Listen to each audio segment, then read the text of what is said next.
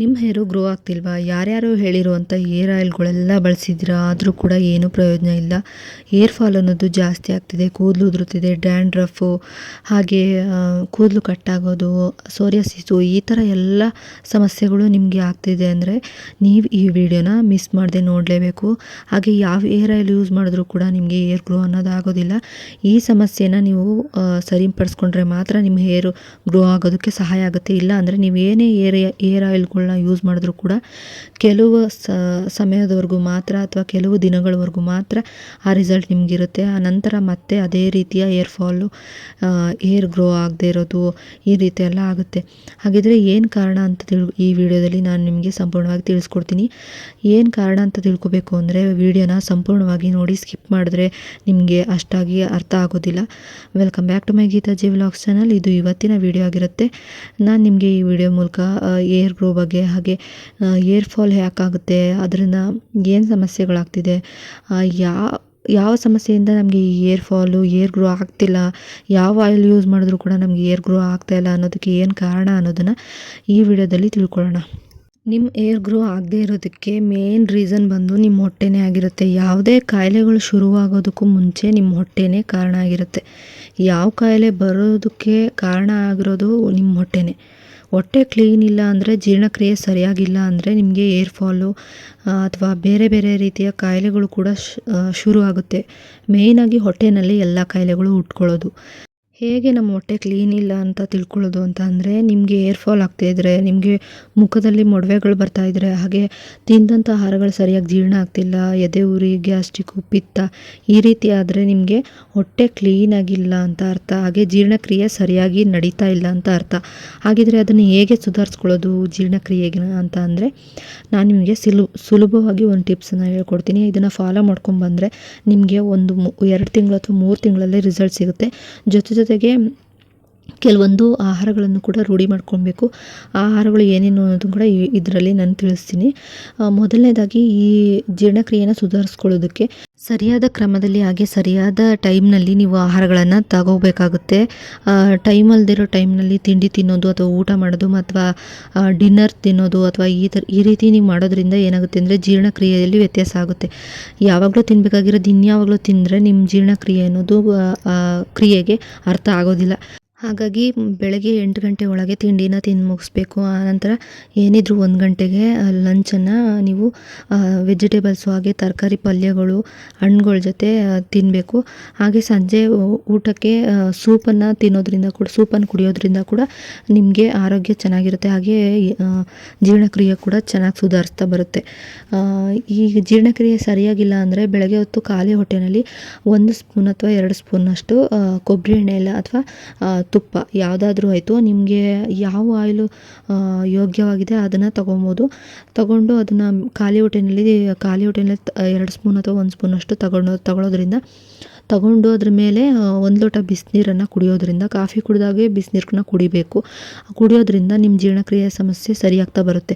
ಹಾಗೆ ನೈಟ್ ಹೊತ್ತು ಮಲಗುವಾಗ, ಊಟ ಮಾಡಿ ಎಲ್ಲ ಆದಮೇಲೆ ಮಲಗೋ ಟೈಮಲ್ಲಿ 1 ಲೋಟ ಬಿಸಿ ನೀರಿಗೆ ಕ್ಯಾಸ್ಟರ್ಡ್ ಆಯಿಲ್ ಅಥವಾ ತುಪ್ಪ ಅಥವಾ ಕೊಬ್ಬರಿ ಎಣ್ಣೆ ಯಾವುದಾದ್ರೂ ಆಯಿತು, ಇವು 3ರಲ್ಲಿ ಯಾವುದಾದ್ರೂ ಒಂದನ್ನು ನೀವು 2 ಸ್ಪೂನಷ್ಟು ಹಾಕ್ಕೊಂಡು ಮಿಕ್ಸ್ ಮಾಡಿಕೊಂಡು ಕಾಫಿ ಕುಡಿಯೋ ಹಾಗೆ ಕುಡಿದ್ಬಿಟ್ಟು ಮಲ್ಕೊಬೇಕು. ಅದು ಬೆಳಗ್ಗೆ ಅಷ್ಟರಲ್ಲಿ ಎಲ್ಲ ನಿಮ್ಮ ಹೊಟ್ಟೆ ಕ್ಲೀನ್ ಆಗುತ್ತೆ.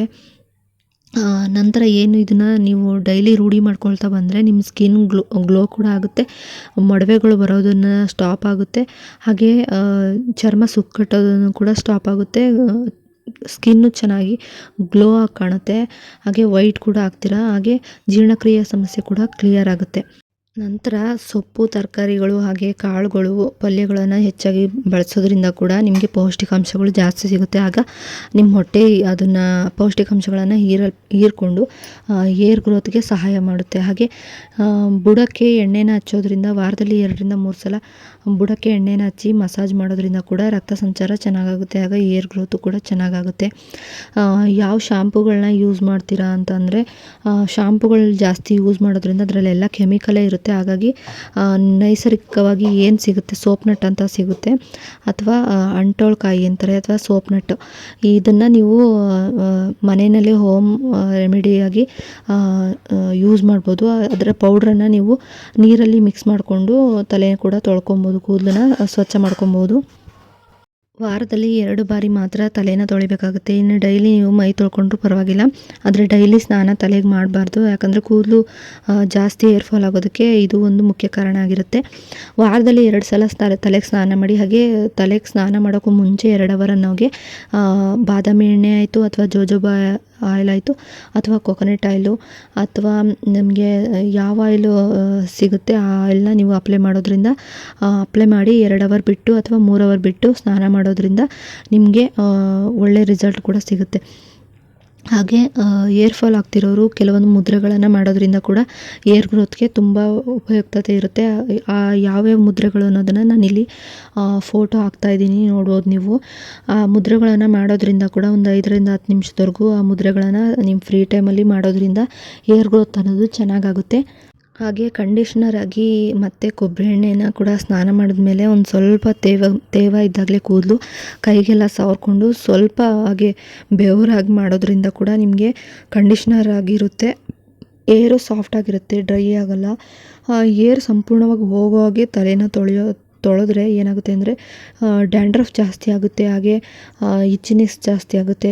ನಿಮಗೆ ಈ ರೀತಿಯೆಲ್ಲ ಸಮಸ್ಯೆ ಬರಬಾರ್ದು ಅಂದರೆ ಎಣ್ಣೆ ಪೂರ್ತಿಯಾಗಿ ಹೋಗಾಗೆ ಶಾಂಪು, ಯಾವುದೇ ರೀತಿಯ ಕೆಮಿಕಲ್ ಶಾಂಪುಗಳನ್ನ ಯೂಸ್ ಮಾಡಿ ತೊಳಿಬೇಡಿ.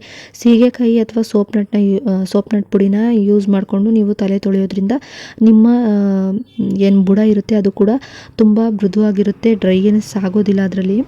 ಹಾಗೆ ತಲೆ ತೊಳೆದಾಗ ನೀವು ರಫ್ ಆಗಿರುವಂಥ ಕ್ಲಾತ್ಗಳನ್ನ ಯೂಸ್ ಮಾಡಬಾರ್ದು.